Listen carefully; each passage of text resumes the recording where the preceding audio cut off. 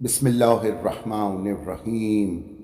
अस्सलामुअलैकुम दोस्तों, आज मैं आपसे एक वाक़े का ज़िक्र करूंगा जो मेरे साथ कराची की एक सेशन कोर्ट में पेश आया।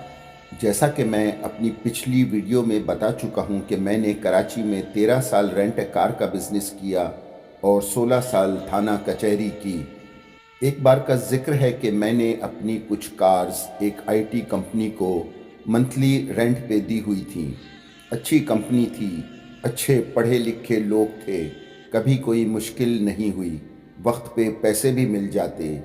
उनमें से एक कार उनकी एक लेडी आईटी मैनेजर के यूज़ में थी। एक शाम मुझे उस कंपनी के मैनेजर का फ़ोन आया कि अली साहब, हमारी आईटी मैनेजर जो तारिक रोड गई थी और पिज़्ज़ा हट के सामने उन्होंने अपनी कार पार्क की थी, लेकिन अब जब वापस आई हैं तो कार वहाँ से गायब है। अगर आप थोड़ी ज़हमत करें और उनसे वहाँ जाकर मिल लें तो बेहतर होगा। मैं उस वक्त घर पे था और मेरा घर सिर्फ 1 किलोमीटर की मुसाफत पे ही था, सो मैं अगले 3-4 मिनट में वहाँ पहुँच गया। उन मोहतरमा से सारी कहानी सुनी। घबराते हुए मैडम मुझसे पूछने लगी, अली साहब अब क्या होगा?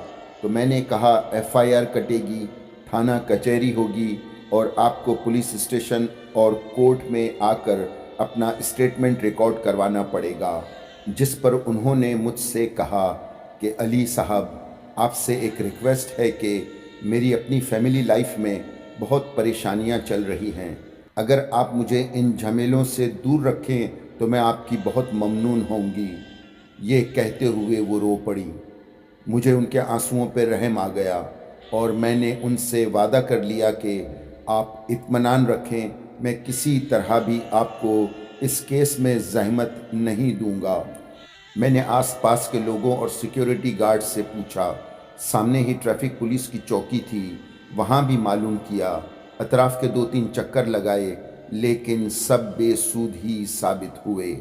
खैर, फिर मैं फ़िरोज़ाबाद पुलिस स्टेशन गया ताकि एफआईआर दर्ज करवा सकूं। हेड मुहर्रर ने कहा, अभी आप सिर्फ रोज़नामचा लिखवा लें, हो सकता है कि 1-2 दिन में आपकी गाड़ी मिल जाए और एफआईआर कटवाने की ज़रूरत ही ना पड़े। खैर, इस बात का मुझे पहले ही से इल्म भी था और तजर्बा भी, लेकिन मैं ये बात उन्हीं के मुंह से सुनना चाहता था ताकि कल को मेरे सर कोई बात ना रहे। क्या करें, बहुत से काम बेवकूफ़ बनकर भी करना पड़ते हैं।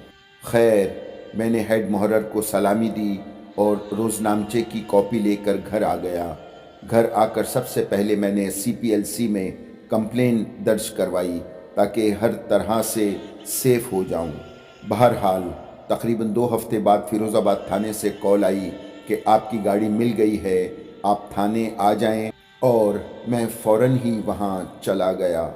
थाना इंचार्ज ने इंक्वायरी ऑफिसर को बुलाया और कहा कि अली साहब से इनकी गाड़ी की शनाख्त करवा लो, ओरिजिनल पेपर्स चेक कर लो और मुझे रिपोर्ट दो। इंक्वायरी ऑफिसर के साथ जाकर मैंने अपनी गाड़ी कंफर्म की। थाना इंचार्ज ने पक्की एफआईआर दर्ज करने का ऑर्डर दिया, जिस पर मैंने उनसे रिक्वेस्ट की कि क्या बग़ैर एफआईआर काटे गाड़ी नहीं मिल सकती, जिस पर उन्होंने कहा कि मिल जाती, लेकिन चूंकि हमने आपकी गाड़ी 4 डकैतों से बरामद की है और उन्हें हमने गिरफ्तार भी किया है, लिहाजा कल उन्हें भी कोर्ट में पेश करना है, जहां आप भी होंगे और अपनी गाड़ी होने की तस्दीक करेंगे और कोर्ट के थ्रू ही आपको आपकी गाड़ी मिल सकेगी। अगले रोज़ मैं सुबह सेशन कोर्ट पहुंच गया। कार्रवाई शुरू हुई। उन 4 लड़कों को जज ने जेल भेज दिया और मेरी कार रिलीज़ करने के ऑर्डर जारी कर दिए। कार की ओरिजिनल बुक कोर्ट में डिपॉजिट करवा दी और फिर 3-4 दिन की मुसलसल जिद्दोजहद के बाद मुझे मेरी कार कोर्ट के लेटर के साथ मिल गई, लेकिन केस चलता रहा। 3 साल के बाद कोर्ट से फाइनल नोटिस आ गया और इस केस से मुताल्लिक तमाम लोगों को फाइनल हियरिंग के लिए बुला लिया गया। हम सब कोर्ट में मौजूद थे। मेरा नाम पुकारा गया, कठहरे में बुलाया गया।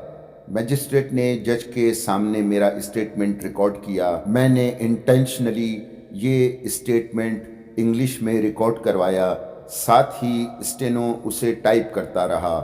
میرے سامنے ہتھ کڑیوں میں 4 مجرم بھی اپنے 3 وکیلوں کے ساتھ موجود تھے جن سے میری گاڑی برآمد ہوئی تھی۔ یہ بات ذہن میں رہے کہ میں نے اپنا کوئی وکیل نہیں کیا تھا، میں اپنا کیس خود لڑ رہا تھا۔ ان کے 3 وکیلوں نے مجھ سے کئی سوال کیے جس کے جوابات میں پہلے ہی اپنے اسٹیٹمنٹ میں دے چکا تھا۔ اس طرح ان کے سوالات باؤنس بیک ہی ہو رہے تھے، جس پر جج صاحب، میجسٹریٹ اور کورٹ میں موجود تمام ہی لوگ محظوظ ہو رہے تھے۔ سب سے زیادہ مزیدار بات تو یہ تھی کہ ڈکیتوں کے سرغنہ کو بالخصوص میں نے پریشان کر دیا تھا، وہ یہ کہہ کر کہ میں نے پیزا ہٹ کے باہر اپنی کار پارک کی تھی، جبکہ کار تو میں نے پارک کی ہی نہیں تھی۔ کار تو اس کمپنی کی IT لیڈی مینیجر نے پارک کی تھی۔ میں یہ سن رہا تھا کہ وہ پریشان ہو کر بار بار اپنے وکیل سے کہہ رہا تھا، اللہ کی قسم یہ بندہ نہیں تھا۔ اس کا دوسرا ساتھی کہہ رہا تھا، خدا کی قسم وہ تو ایک عورت تھی۔ میں دل ہی دل میں بہت ہنسا کہ بیٹا تم لوگوں کو پریشان کرتے ہو، آج میں نے تمہیں پریشان کر دیا۔ تم ڈکیت ہماری گاڑیاں چراتے ہو، ہماری زندگی اجیرن کرتے ہو، ہمیں کیا اتنا بھی حق حاصل نہیں کہ تھوڑا سا کامن سینس استعمال کرتے ہوئے اپنی گاڑی واپس لیں؟ اور سب سے بڑھ کر یہ کہ وہ اور ان کے وکیل کورٹ میں یہ بھی نہیں کہہ سکتے تھے کہ یہ صاحب تو تھے ہی نہیں، کار تو ایک خاتون نے پارک کی تھی۔ خیر، مختصر یہ کہ میرے لیے تو یہ ایک اوپن اینڈ شٹ کیس تھا۔ میری کار تھی، میرے اپنے نام پہ تھی، ان سے برآمد ہوئی تھی۔ بالآخر ان مجرموں کو سزا ہو گئی اور مجھے کورٹ سے کلیئرنس لیٹر مل گیا۔ میں جیسے ہی کورٹ روم سے باہر آیا، مجرموں کے تینوں وکیل میرے پیچھے آئے، مجھ سے سوالات کرنے پر معذرت کی، میرے اسٹیٹمنٹ اور ٹو دا پوائنٹ جوابات کی تعریف کی اور اس بات کی داد دی کہ میں نے کیس بغیر کسی وکیل کے اچھا لڑا۔ مجھے اس بات کی بڑی خوشی تھی کہ میں نے جو وعدہ اس خاتون IT مینیجر سے کیا تھا وہ پورا کیا اور انہیں 3 سال کی کورٹ کچہری کے چکروں سے بچا لیا۔